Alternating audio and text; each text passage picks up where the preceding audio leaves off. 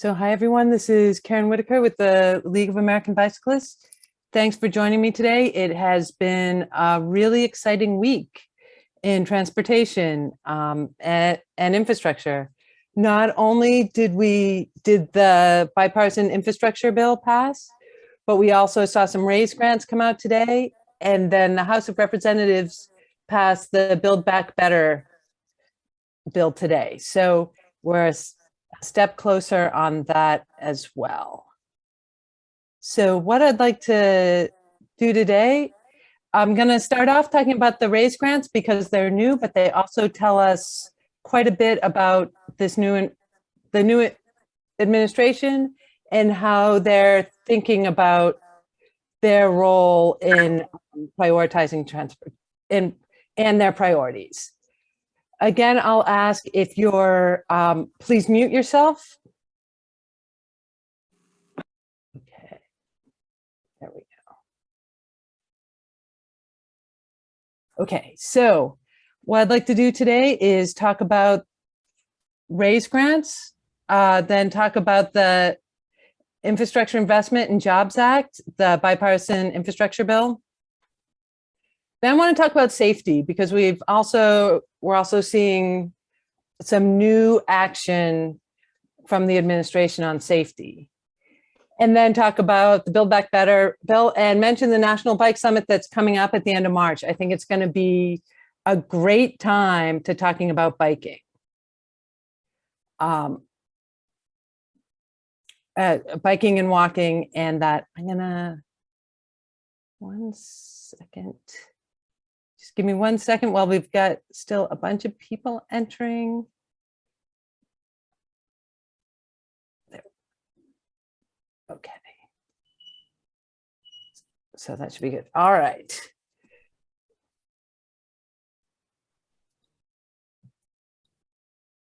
So just quickly on terms, when we talk about the Infrastructure Investment and Jobs Act, that's the same thing as the bipartisan infrastructure framework. Every 5 years, Congress has to pass a transportation reauthorization bill. That is part of this infrastructure package. But then we saw on top of that, Congress put in a ton of new money for that.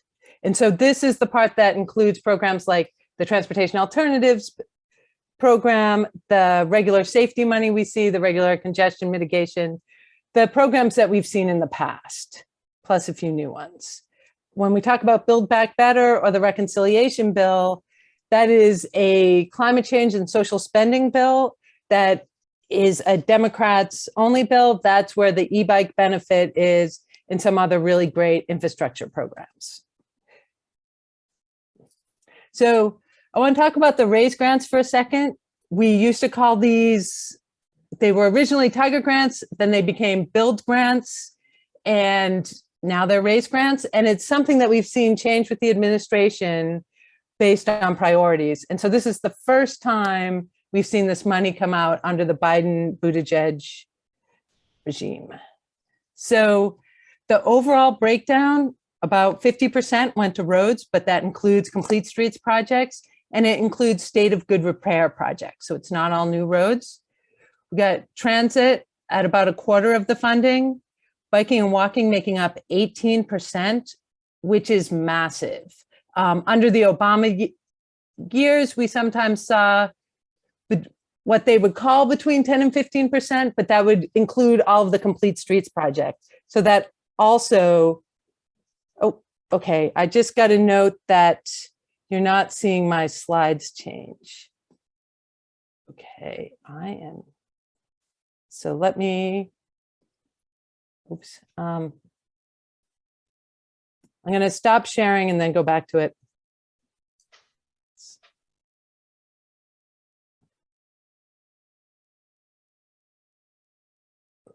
Let me see. All right. So let me try this again. I'm gonna.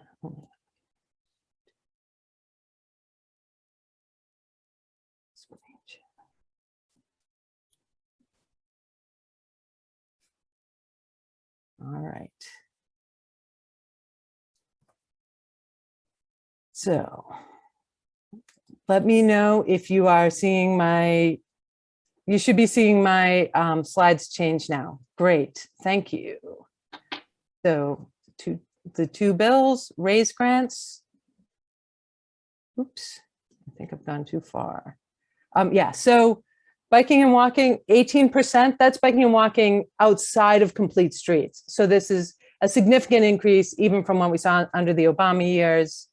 I just want to show you, this is some analysis by Yona Freemark. He let me look at his data and he sent me his chart. So I'm just using those because that happened today. But you can see a huge difference when we think about the percentage of funding that's going to new roads and interchanges, going down from 40% during the Trump years down to 5%, and expanded road capacity as well. So even though 50% of the money is going to new roads, a lot of that is going to state of good repair, and it's going to complete streets.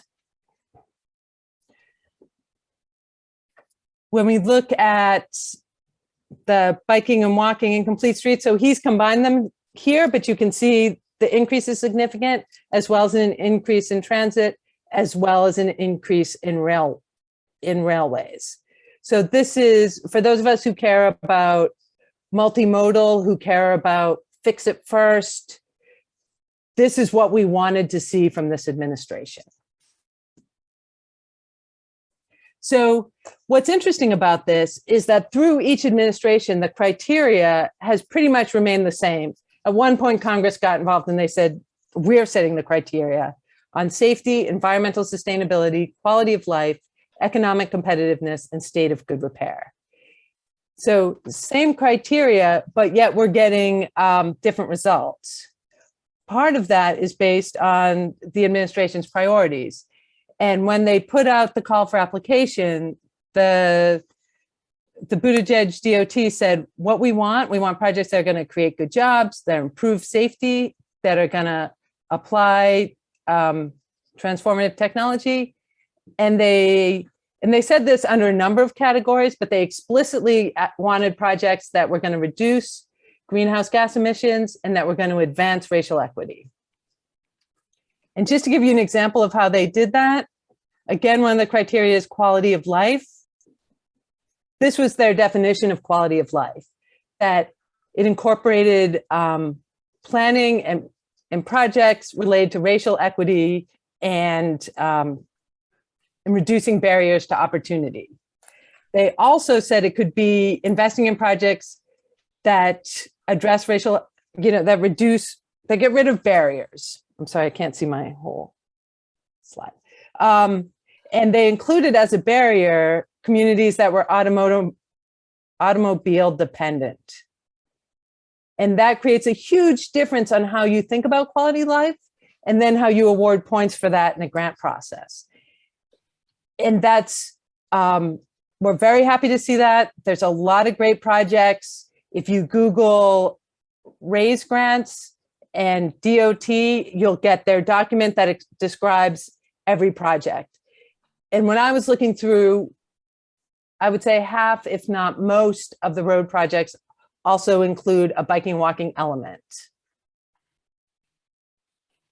And so that's something that happy to see. We want to see that as we get into implementation of the Jobs Act. And I'm going to ask, Raven is with the league, is on. Thank you, Raven, for being here. She's going to put some documents into the chat that are going to talk about the biking and walking aspects of the bill. But what I want to talk about is what happens next once it passes. Because what we've had happen, Congress wrote the bill, they wrote the rules, they send it over to USDOT. USDOT then basically interprets the law, and they put out guidance to the state DOTs of what to expect and what they're looking for. And that guidance is really important because when transportation funding comes through, it's not that the states all of a sudden receive a huge amount of money in their bank account. As they build projects, they then apply to USDOT federal highways, federal transit for reimbursement. And then the money flows out that way. And so they have to pay a lot of attention to the guidance, to the rules that the US DOT writes. So right now, I just want to say we're in a situation where both the US DOT and the state DOT, they're inundated with new funding. There's going to be a lot of rules that have to come out, particularly for the new programs. Existing programs should just continue, but some of the, and then get adapted as the new rules come out. But some of these new programs, the Safe Streets for All, the climate programs, they're going to have to wait for those rules. Another limiting factor as all this money hits is it's a lot of federal money, but it all requires a local match.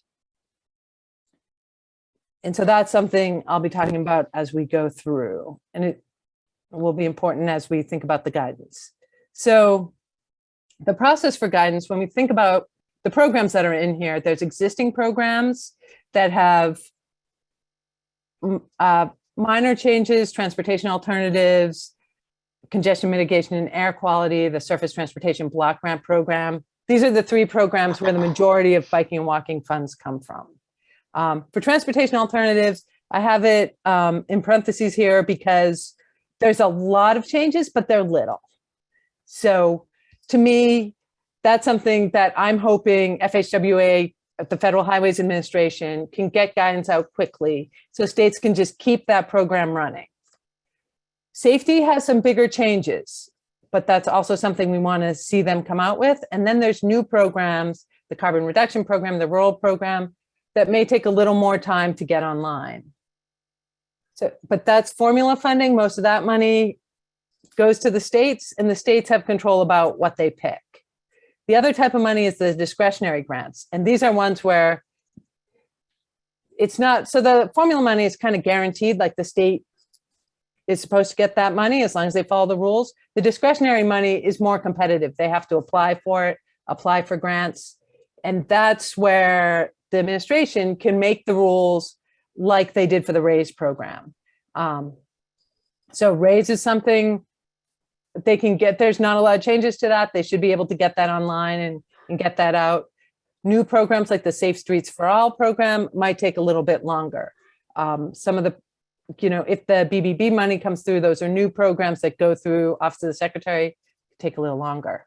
The Office of the Secretary, or Office of Secretary and DOT in general, there's over $100 billion of discretionary grants that they have to figure out what the rules are, figure out what the criteria are, how they're going to judge them, what they're going to require in the application, all of that. So they have a lot to go through. That $100 billion, it's not all for roads. Some of it is for air travel. Some of it is for maritime. But the process in front of them is gargantuan. But again, just looking at those priorities, I expect these same priorities to be in place as they come up with that process. Specifically, climate change and equity are the two things they've been talking about consistently since day one. Safety is there too, and safety is coming into that top level as well. And one thing I've heard them say is you can't really do equity or climate change without doing, or you can't without doing safety. Like the three things are all connected. So I want to talk about what guidance is and what that looks like in terms of biking and walking. So here, one example is when we talk about transportation alternatives. Again, that's a program where we get about 50% of our funding for biking and walking. States can, when states get their money, they can transfer 50% without ever asking local governments to apply. What this new bill does, it changes that. It says that that state can only transfer funds after the secretary has certified that the state has done three things. One, that they held a competition so that local governments can apply. It also specifically says in the law that they have to give sufficient time. Two, they have to offer each eligible entity, so each local government that applies, if they ask for technical assistance, the state has to help with that. So If you're working with a local government who maybe doesn't have the technical capacity, this is something they can ask for that and they would have to get it. Also, and then the third is to demonstrate that the state has to demonstrate that that the applications they didn't fund were not sufficiently suitable for funding and how it gets transferred. So that's how the law reads. I've bolded the secretary here because I just want to be clear, that's the US DOT. That's when they say secretary, they're referring to Buttigieg in this. It's actually probably the Federal Highways. It's going to be doing the day-to-day on this, but it's not the state, the secretary at the state level saying, yeah, we did those things done. So when you look at this, there's a couple of things. The way guidance works is then US DOT has to define some of those things. So they have a definition for what a competition under transportation alternatives looks like. So it's not that the state just says, yeah, we did a competition. It's, did you do a competition the way we've defined it? What is sufficient time? That's what FHWA gets to decide. And probably most importantly is what is a sufficiently suitable application. So this is the role of guidance. Another example is under the safety program, the Highway Safety Improvement Program in the bill. There's new language that if in your state, if 15% or more of all the roadway fatalities are vulnerable road users, then the state has to obligate 15% or more of their highway safety funds on vulnerable road users. That is going to be a huge change for a lot of states. It's going to be a significant increase in funding they're putting towards biking and walking, enrolling. So there's definitions in that. A vulnerable road user, in this case, it is already defined in law. It's a pedestrian, which also includes people with disabilities, a bicyclist, and those using a personal conveyance, by which they mean scooter, micromobility, that piece. There is a database. We have a definition on fatalities. The last part, on funds, like what % of funds are being obligated to vulnerable road user. Here's an interesting thing. There's no database on that. Or there's an accounting system that states are required to put in, but the state DOT say, oh, that's not accurate. And DOT will tell you, oh, that's not accurate. States do highway safety improvement plan reports every year, but they'll tell you the same thing on that. Oh, you can't judge that. You can't use that as your data, and you can't compare across states. So like that's something that FHWA is going to have to figure out. How are we determining whether or not states are obligating that 15%? Because right now there is not an accurate piece. So got a couple questions on this. The states, it's done on an annual basis. So when I look at the most recent data, it's about 27 states that would qualify. I've put in maps in old presentations. We'll try to pull that out when we put that out. So a question on whether the 15% of VRU applies to dedicated projects or just 15% of the funding that states are spending. My guess is it's going to be 15% of the funding on which states are spending. So if you're doing an infrastructure project and part of that is going to a biking and walking project, biking and walking safety, that will probably count. But again, what the guidance has to do as FHWA is say, or what we are asking them for in that is, how do you determine how much of that is biking and walking? If you're building a bridge, how do you determine the % of that that goes to providing biking and walking access? That's what guidance does. That's why it's so important. And that's why it's going to take a little bit for this to come out. So per FAR, the questions are going so fast. The vulnerable road users in this part of the definition does not include motorcyclists for this specific piece of the highway safety program. In other places within the highway safety program, it does include motorcyclists, but in terms of this project, nope. In terms of e-bikes and those are considered non-motorized under FARs. I know it's a little bit, we've had a hard time figuring out what the term is, but right now it would include micromobility vehicles and devices. So how much money went to highway safety funds? I don't know the specific dollar amount in highway safety, but what I will tell you is that biking and walking is getting about 1% to 2% of that, I think. And so this is going to be a big change.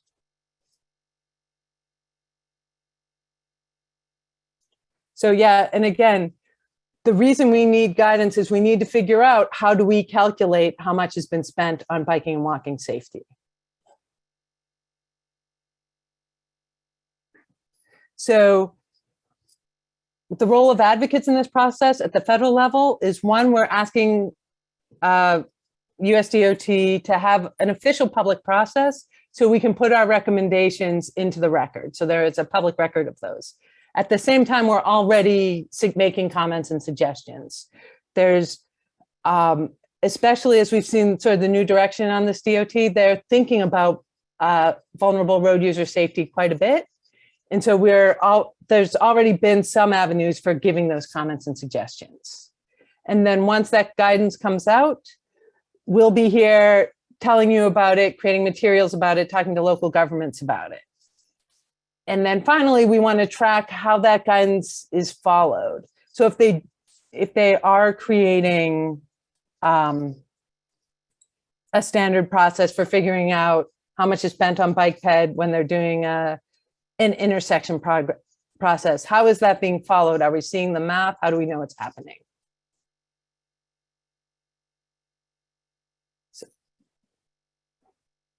So some things for advocates at the state and local level, especially when you're talking about TAP, this is a great time to check in with your transportation alternatives coordinator and just get a sense. You can share with them the handout I shared with you. You can ask them how, what they're thinking about, how they think this is. Talk through sort of some of the things that we'd like to see. How would we like sufficient, the projects that are of the sufficient quality to be funded? What does that mean to you?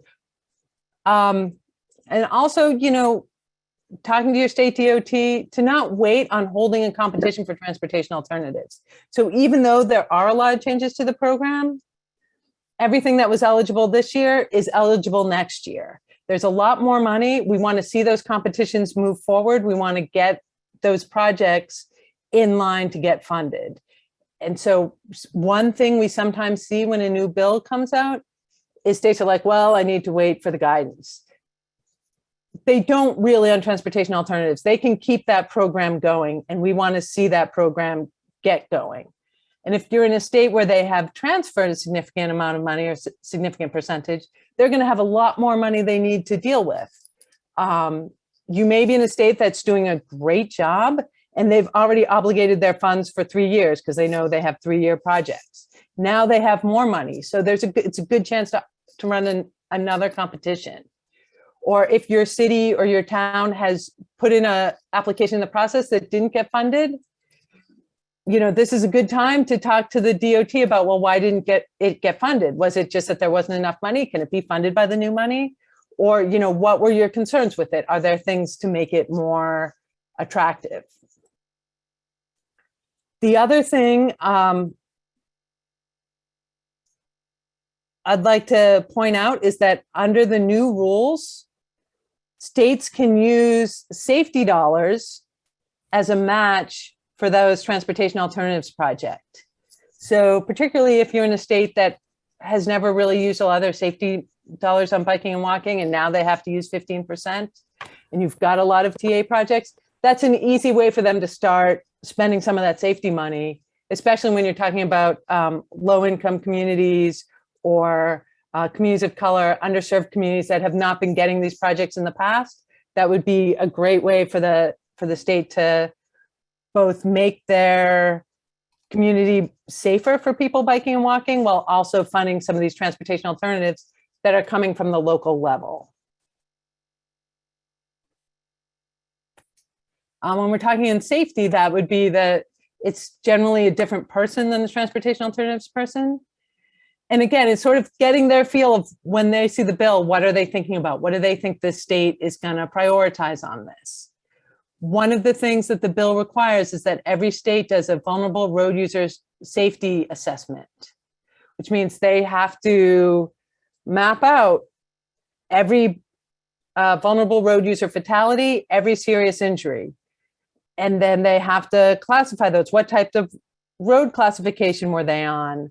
What is the demographics of that community where that happened? You know, and other data to help them say, okay, here's where the dangerous corridors are. These are the most important ones to fix. And then they have to come up with a plan on how they're going to do it.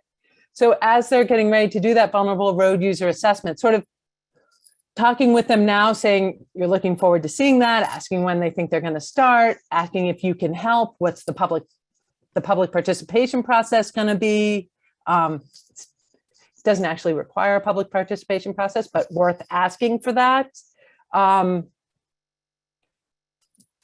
That's going to help just get it on their radar, offer to help, because once you have that as advocates, once you have the state identifying these roads are very dangerous, this is how we fix them, you have like a real critical step, you know, something that you can say, hey, you've already said this is dangerous, you know how to fix it, why aren't you doing it?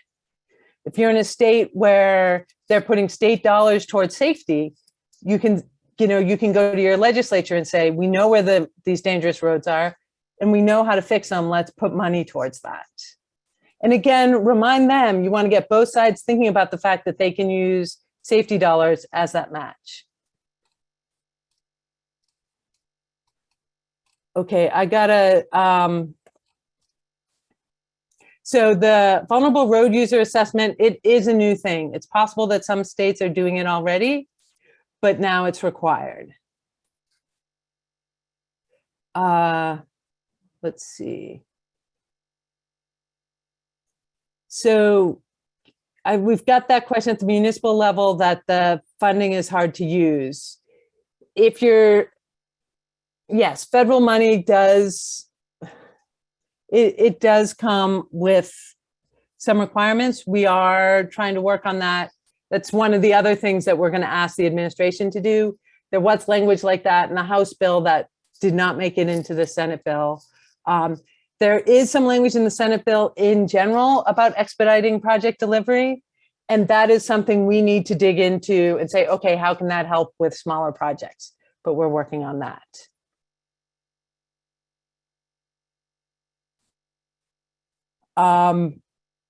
In terms of how can you help substantiate when roads are dangerous, I think first we need to create that avenue to be part of that assessment process, and really ask for that public process. And then I think things like videos, community experience can be in there, because we all know that there's roads we don't bike and walk on, but we would if they were safe. And that's important. Okay. So this is another key thing that I am really hoping to work with this administration on. And this is a section of the bill that talks about bridges. There's almost $50 billion in this bill for bridges, right? And basically this says that if they are replacing or rehabilitating a bridge using federal dollars, and it's a place where on which bicyclists and pedestrians were permitted to operate at either end of the bridge, and the secretary determines that safe accommodation can be done at a reasonable cost, then the project should include those safe accommodations, right? So that brings up a couple of questions of biking and walking access on either side. What does that mean? And two, can access be provided at a reasonable cost? So like when we think about that access, does that just mean it's allowable? Because biking and walking is allowable right on most roads that are not interstate. And we want the broadest definition possible. There's also a situation, I was just working with some local advocates on a situation where they have a bridge over a river in the middle of their town. There's trails on either side, but the bridge across it, which has a wide shoulder, doesn't allow biking and walking. To me, I think there's an argument to say, hey, there's bike ped access on either side. This bridge should include that. So these are just some of the things that guidance needs to think about. Another is that, can that access be provided at reasonable cost? So first we have to think about, how is that cost determined? Is there enough room on the bridge now where you could just stripe a lane, add a sidewalk, maybe add some barriers? That's one cost. If you're saying you've got a 70-foot wide bridge and it's going to be 100 feet once you add biking and walking, is it then 30% of the cost of that bridge now? And is that reasonable? And so when thinking about reasonable, we also have to think about, like, is that in a vacuum where you say, okay, if it has 10% more of cost, it's not reasonable? That's not what we would like the guidance to say. We would like that guidance to also consider a benefit cost analysis. How is that going to affect access and networks and safety? So these are the things that we're looking for in guidance. These are the things we want to weigh in on. But I do want to put in all of your minds that there is 50 billion out there for bridges. And as your states and MPOs are looking at bridge projects, one of the things that we need to talk about is looking at transportation improvement plans and finding where those projects are. Making sure to talk about access on bridges. If you know that a bridge is up for repavement or up for rehabilitation, that should be something. I got a question about, would a separate bike ped bridge be eligible for the funds? That's a great question. I don't know for sure. I would say yes, it would be eligible, but it's not going to be. So there we have someone saying yes. Yeah, should be. And then the work is convincing your MPO or your state that that's where the money needs to go. So there's a lot more to talk about on the bill. You do have those handouts, and I can answer questions about things on that handout, on those handouts, but I want to switch for a second to talk about safety, because something else, because we've seen action from the administration on this as well. So I guess in late October, we saw NHTSA, the National Highway Traffic Safety Administration, release fatalities for the first 6 months of 2021. That showed that over 20,000 people died in traffic violence in those 6 months.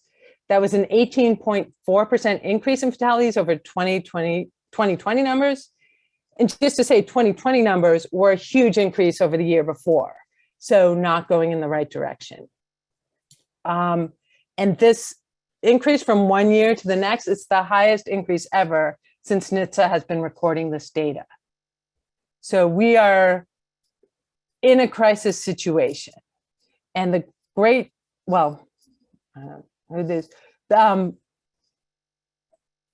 US Department of Transportation, has said that it is a crisis. Here's some data from some of the things that they've shared. When we look at fatalities, showing that fatalities among pedestrians and bicyclists have been growing faster than overall fatalities. So the blue are bicyclists, the green are pedestrians, the black are all. So we recognize that this has been happening. And then when we look at fatalities among racial and ethnic breakdowns, we also see that BIPOC communities are suffering from this at higher rates and higher levels than white communities. And as I said, the administration has said this is a crisis. Buttigieg has quoted that this is a crisis, that we should not be accepting this. And they have said that they are going to create the first ever national roadway safety strategy, and that it's due out in January, which is a pretty fast turnaround for federal administration, especially one. Well, I missed the beginning. Please mute yourself. And just folks. Okay, so it's especially an administration that's facing this whole new bill. So this, to me, it feels different, right? I've been doing this for a decade. Safety has always been a priority of the department. You know, we've been to a number of summits on it. We've been to a number of meetings on it. Something about this time feels different. And so we're hoping that we will see something different. And I wanted to pull that up because I think that will also affect as we get into implementation, and we're talking about safety.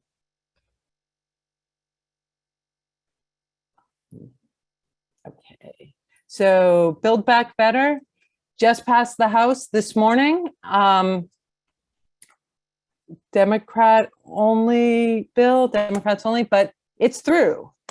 And so I just want to go over again on what's in that bill, because it's, you know, it's one step closer. It still needs to go through the Senate, which means it still has to go through the parliamentarian.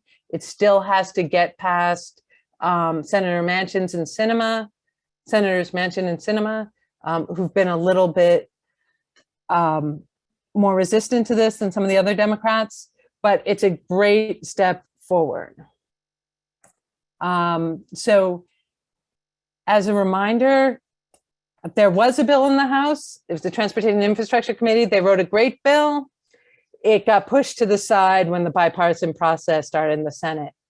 But the chairman of the committee, Peter DeFazio from Oregon, pictured here, really wanted some of the things in his bill to become law. And as part of that, his committee was given, okay, $57 billion to spend on transportation and infrastructure in the Build Back Better bill. That has since been cut to $40 billion, but there's a lot of good programs in there. And he wanted to focus on climate equity, multimodal, and local control. Yeah. So among those programs, if we start with the Neighborhood Equity and Access Program, the one most related to biking and walking, having looked at that data, it's at $4 billion. It takes that idea of reconnecting communities, but it's larger than that. So the reconnecting communities is about looking at historic displacement and inequity in transportation decisions, where a highway was built in the middle of a community, disconnecting people in that community from either side, really hurting local economies, destroying communities. And so the Reconnecting Community program is about, can we remove that highway? Can we cap it and create access across it? Can we make it at grade? Like, how do we fix or mitigate, remove or mitigate or fix that piece of infrastructure? This program goes beyond that.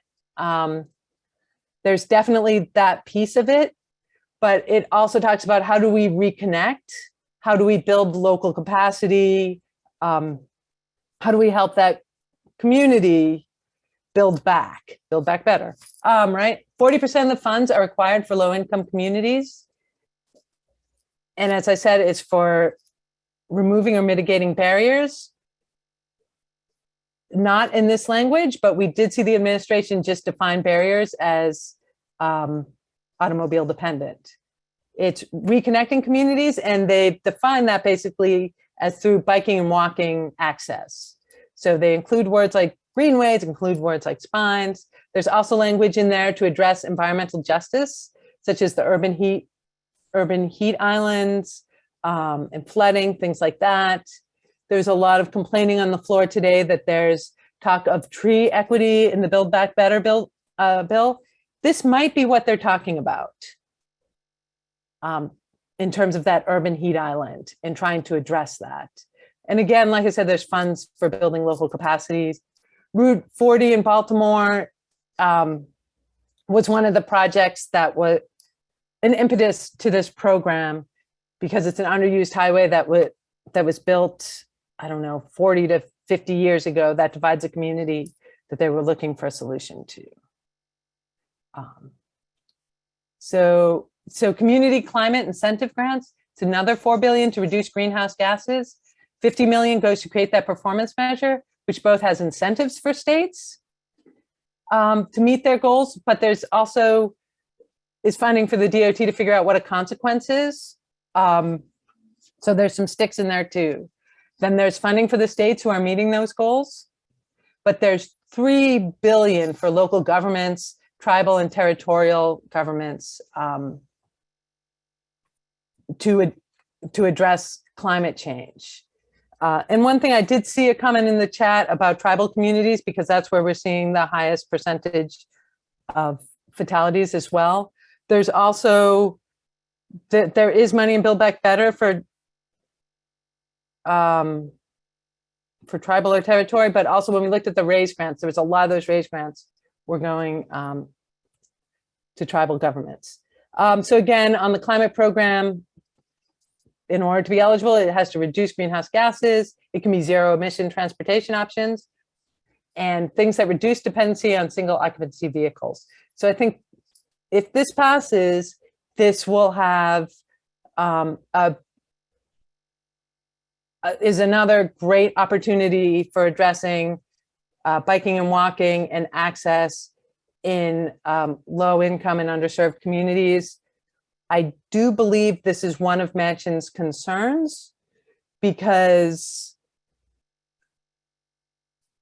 oh, actually, I'm sorry, it's the other one, the neighborhood equity, that is a Manchin concern because it's building off of a program that exists. So we are going to have to fight for that. So another is the Affordable Housing Access Program. This is basically a transit program. You know, with the goal of improving access and enhancing mobility. We do know that a lot of transit programs also include access to transit, also something that's important. In the original writing of this, there was a there was a lot of discretion to the US DOT, including the ability to do like fare free and reduced fare transit to some operation. Some of that discretion has been removed in the process. So, and then another thing that the Transportation Equity Caucus really worked on in the House bill that got cut but is coming back in Build Back Better is that a traffic safety clearinghouse really dedicated to this idea of equity and enforcement and ending racial, God, I'm missing my words, but yeah, I'm sorry, I'm not even seeing it on this. Racial profiling, I'm sorry, I was missing the word profiling. It's aimed at that, to end racial profiling and figure out how we can do increase equity while also increasing traffic safety.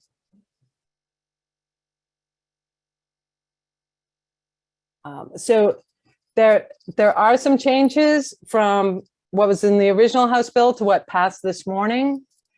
One of them is that, so the green stayed the same. The yellow, the affordable housing, like I said, they lost some of that flexibility, and that now they just said the money has to go through these existing transit formulas. Still a good program, would have liked to keep the flexibility. The Traffic Safety Clearinghouse was cut in half, but I have to say $50 million is a lot for a clearinghouse. So still glad to see that. Another clearinghouse they had on AV and mobility that got cut. And then there was this whole set of earmarks on the House bill that they were trying to get back in. Those got cut. Got a question on the Bike Shared Transit Act. If that got into the BBB, it did not.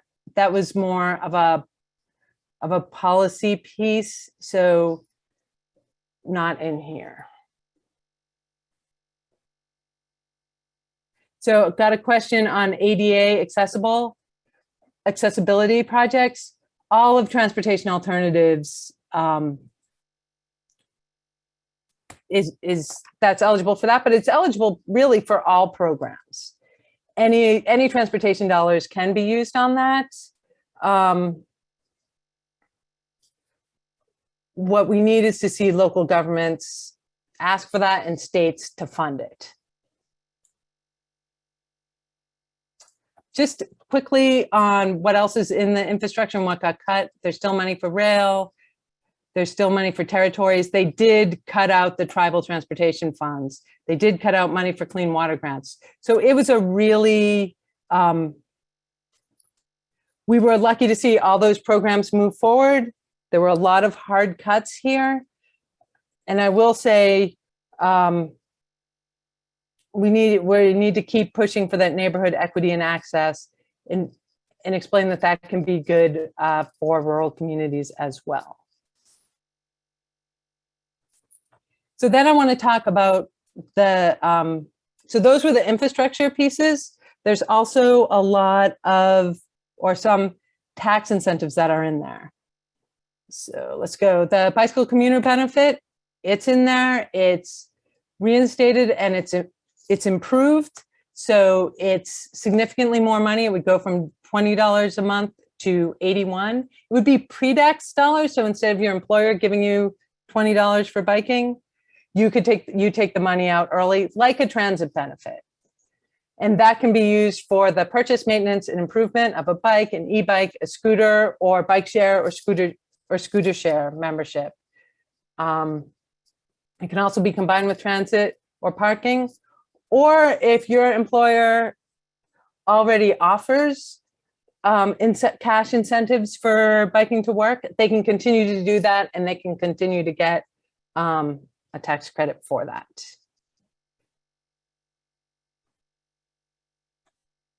The big thing that that we're getting the most sort of feedback on is the e-bike tax rebate. This has been improved from what was originally introduced. It's really been a roller coaster ride with this. So the House came out with it. It was a 15% rebate. We liked it. But there were changes we wanted to see. Went to the Senate. They were like, "Oh, we're not sure if we're going to include it at all. We're like going to, it started at 7.4. We're going to do maybe 1 to 2." And then the House got it into the bill with some really great improvements. It's a 30% rebate. There's a dealer transfer provision, which means that a bike shop could choose to say, "We'll give you the discount at point of purchase, and then we'll do the filing." Like, they have to get approved for that, but that would make it a lot easier for low-income folks to be able to afford that. They did cut it in the number of years, but I'm a lot more worried about getting it in the first place. Once it's in, it's going to be a lot easier to extend. And we want to get it in at a higher rebate, again, because it's harder to change. It's easier to extend. Now, we don't know. It's in the House bill. Interestingly, there was a New York Times article about all of these crazy provisions in the BBB that talked about the tree equity piece, and it talked about the e-bike benefit. We're hearing a lot of pushback on tree equity. There hasn't been as much on the biking side, but it is still an uphill battle. And we still need to keep it in the Senate bill. The other thing is charging stations for micromobility. And so businesses, this was something that was in there for car charging stations. It's now in there for micromobility stations, that they can get a discount on the cost. There was also something in there on rail banking to make it easier for a local government to finance rail trails. Unfortunately, this one got cut. So what we're seeing here is that the bike commuter benefit is in there and safe. The tax credit for micromobility charging stations is in there and safe. The e-bike tax rebate, it's in there, but it's still a push on the Senate to keep it in there. So particularly if you're in West Virginia or Arizona, contact your senator. We're getting a lot of support from that from Senator Schumer, but focus on him would also be helpful. And then, unfortunately, we lost the rail banking, but so far so good. And I'm going to go to questions in a minute. I see a lot of them, but before I do that, I also just want to mention that the National Bike Summit is coming up March 27th and 30th. There's two ways to join us. One is that you can come to DC in person. We'll have some mobile workshops. We'll have some rides. It'd be a great opportunity to, to just be in person, to talk with and network with other people doing this. However, the majority of the sessions in the plenaries will all be online. So if travel is not something you want or can do, you can still participate in all the sessions, be in the plenaries, be in some of the Hill meetings at home for cost. So please, it's registration is open. So I wanted to give that plug. And now I want to go back and answer some of the questions. And then, and answer some of the questions, and also answer any questions about the handouts that were there. I do see a thing about the commuter benefit and e-bike credit. They are not in the bill that was signed on Monday. They are not in the infrastructure bill. They're in the Build Back Better bill, which passed the House today, but it still has to go through the Senate. So just want to clarify that. So got a question about funds being used for non-infrastructure projects such as safety education. Both transportation alternatives and the highway safety program can be used for some of that safety education. Under transportation alternatives, it's under the Safe Routes for All and the Safe Routes to School program. But one of the things that within the safety program, that money being open for non-infrastructure, I know that was something that a lot of state and local groups had used for education funding, and that will now be available again. So the handouts are in the chat. Raven had put those in earlier.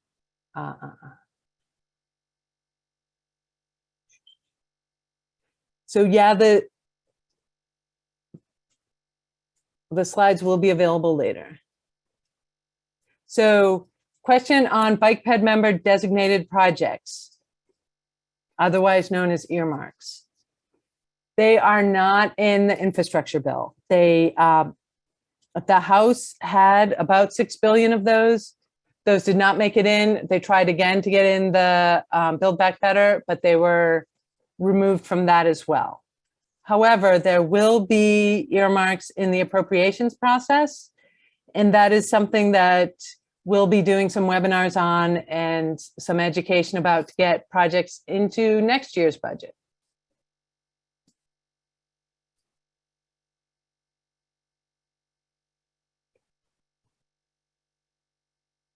Okay, and we just, so we had the tribal funds. Yeah, the slides will be available. So yeah, I got a question about analysis on age when we're looking at fatalities. We have had that data from earlier years. I'm not sure yet if it's available, if it's publicly available for the first 6 months, but when we get the full year data and it's in the FARS database, we'll have that.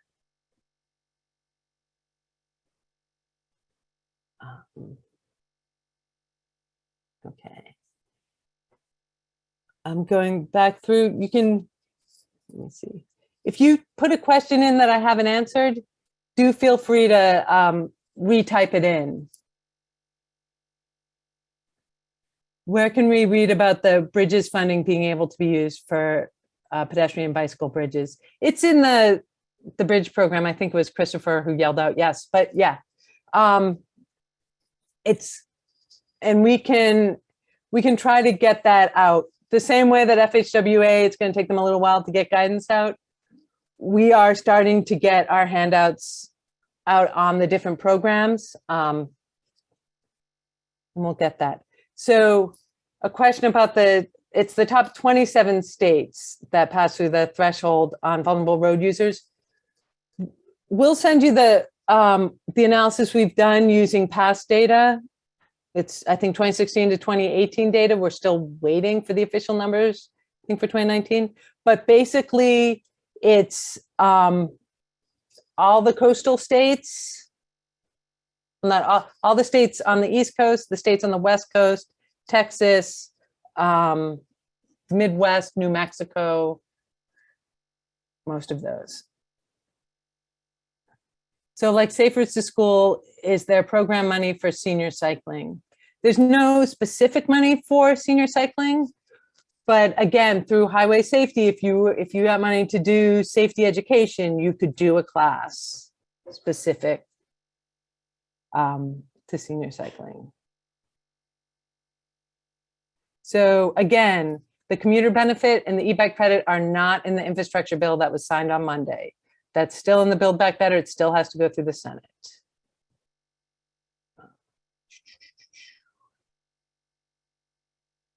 So I'm seeing.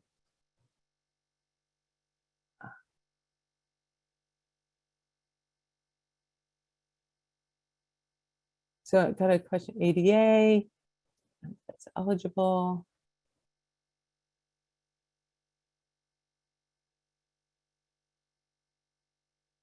So on using the slides in another presentation, I'm good with you using the slides, except for the ones in the raise grant, because the raise grant, I asked permission to use those. So I don't feel like I can give you permission to use those yet. Let me see, what else do we have?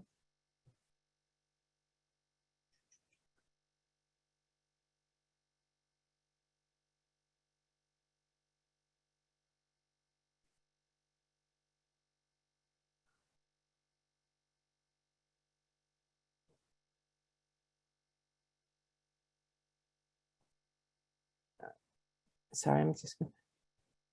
So how can MPOs obligate funds? So one thing that has changed in the bill for transportation alternatives that I think will make it easier for local governments is that it used to be that the large MPOs, those with a population of 200,000 or more, they got to run a competition, they got to choose the projects, but they had to wait for the state to get the project built.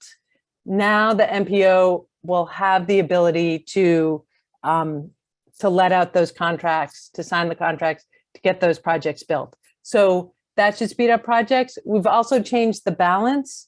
So it used to be 50% was sub-allocated or had to go out based on where population is in the state. Now it's, I think, 59%. So there'll be more money coming to those MPOs to do those things. We think that will make it easier. Another thing on the local match, the biggest thing that's going to be easier is the ability to use safety money as a local match. The other thing that's allowed is that instead of every project having to be 80% federal money, 20% local money, there's a flexibility there that a state could say, okay, sometimes communities will overmatch and they'll offer to pay 30%. If a community does that, the state can then use that extra money to go towards a low-income community or an underserved community, and so manage them together. Another thing to check, so one of the things that we know New Jersey has done before is that they get tolling credits, and those tolling credits can be also used as a local match. So if you're talking to your transportation alternatives coordinator, asking them if your state has tolling credits and if that's something they would consider using towards those projects. There's definitely examples of that happening.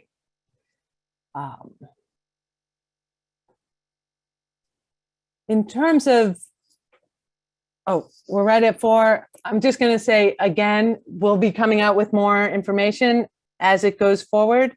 but it's a great time to start reaching out to your state. Your state DOT, they probably haven't heard from FHWA yet, so they can't give you definitions, or they might not be able to give you clear answers, but starting that conversation of, hey, we're excited about this. How do you see this working? Is there anything we can help you with? We'll get them started thinking about these programs and what's going to happen. So with that, it's 4 o'clock. Thank you so much for joining. We will put this online. We will have the slides available. And we've been doing this monthly, so please join us again. We should have more and more information coming out. And really think about coming to the National Bike Summit, because I believe there'll be a lot more information about how to get these projects implemented once we're a few months into this. So thank you. Have a good weekend and a good Thanksgiving.